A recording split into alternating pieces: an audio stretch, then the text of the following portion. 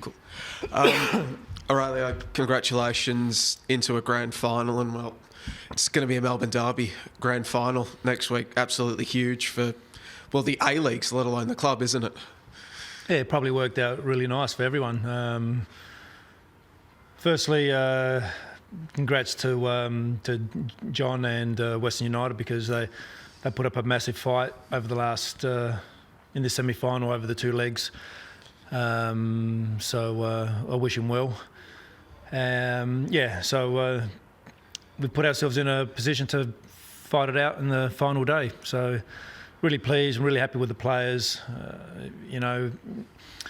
After the first leg, you could always sort of, the mentality having the handbrake up a slight bit, but although we started a little bit slowly tonight, but we had some really, really good chances in that first half. Probably could have buried it a little bit earlier. But at the end, it's about getting over the line in finals, and that's what we did. Because while I imagine you would have liked to keep a clean sheet, did everything else go pretty much as well as it could have? You get the early goal, you're able to make a series of changes on the hour mark to save some players, get some good minutes into Lecky, mission accomplished? Yeah. That was all. That was the plan.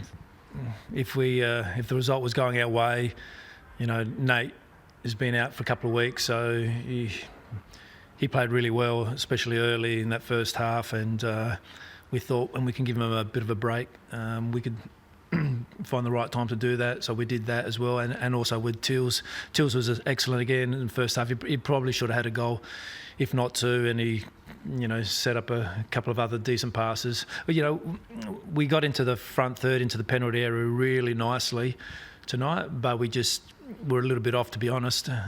We should have had a couple more goals. And then that second half, it was sort of swinging, to us and swinging to them, and probably both could have had a few more goals, to be honest. So, but it's great. Guys have worked really hard to get themselves in this position.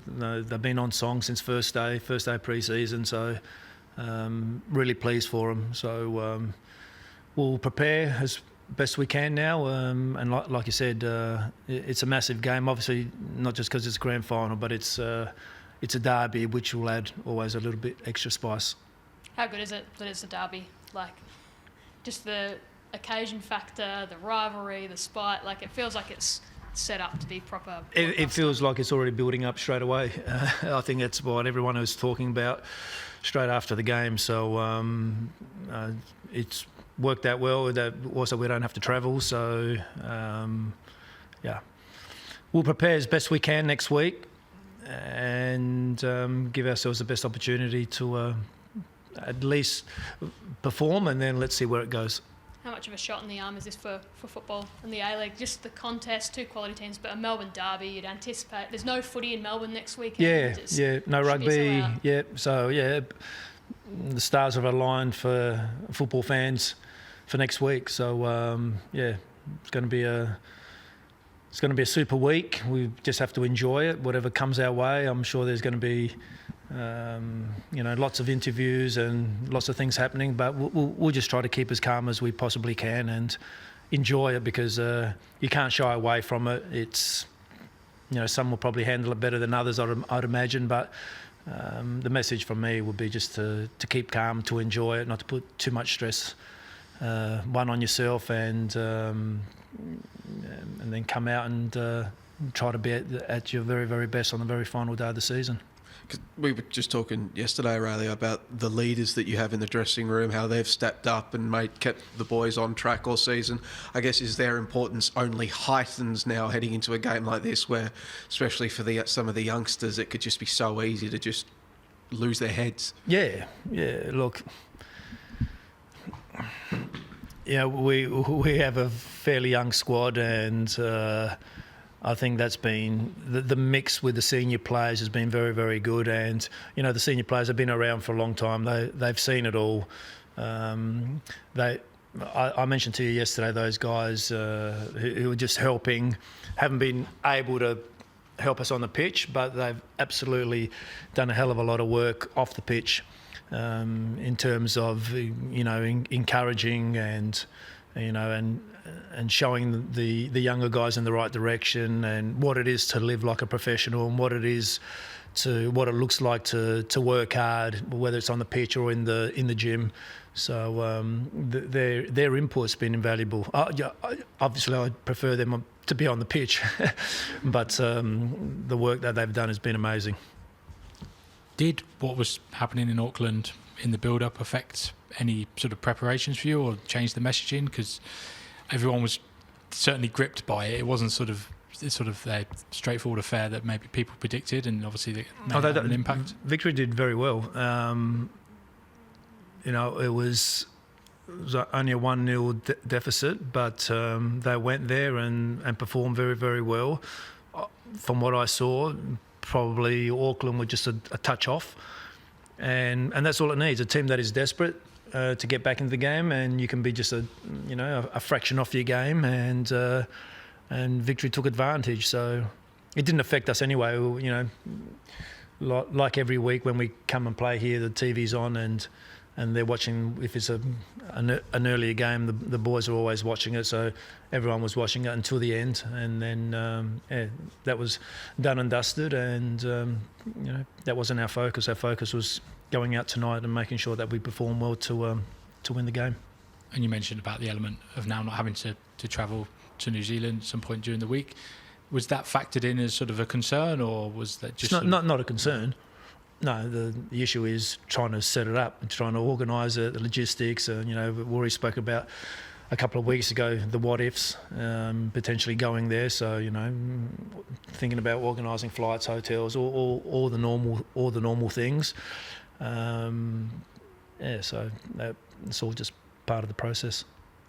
Victory's been a bit of a thorn in the side in recent derbies. Does that make it more exciting? You feel like we're due, or is there anything extra to it? Well, no one's pregnant, so they're probably not due. So who knows? You got to be. It's a grand final. You got to be ready for it. The best team will win. Very rarely you play poorly in a grand final and win it. So the team that performs close to their best will win. So as I said, you can't think too far ahead. All we can do is think about, tomorrow's our day off. We'll come back in on Monday. We'll start prepping and getting ourselves ready for the rest of the week. On top of that is all the other added distractions, which is all part of a grand final week, and just trying to control that as best we can, so people are focused, making sure that they go into the training pitch during the week and train like they have all season, train well, recover at the right moments, and mentally get ready for a big game. How special is this moment for you as a coach? Obviously coming back into City in the circumstances you did, and now just fell short of the plate, but you're in the thick of it, up to your eyeballs for silverware. I'm no different with the players. It's difficult to get into a grand final, but we've done a hell of a lot of work. All the coaches and always long hours and all the rest of it. All the coaches are all the same. So it's nice to be able to reap a little bit of the benefit of all your hard work. And as I said, all the staff, not just the football staff, the medical staff, the S&C staff, everyone associated with the club and the team. Everyone has been since to be honest, since day one this pre-season, everyone's been on the same page. Everyone was pushing in the right direction.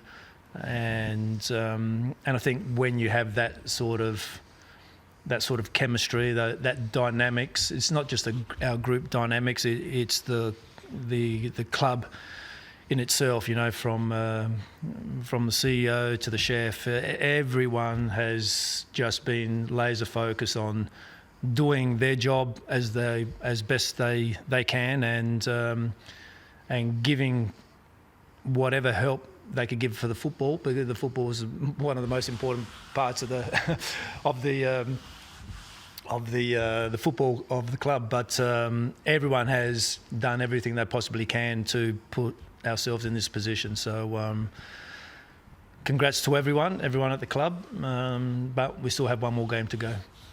Right, because it's not your first A-League grand final, it's not even your first A-League grand final against Melbourne Victory. Is there anything you can take from that previous one, or is 2009 too long ago? Hopefully no one gets sent off after 9 minutes. Yeah, I was thinking that. Yeah.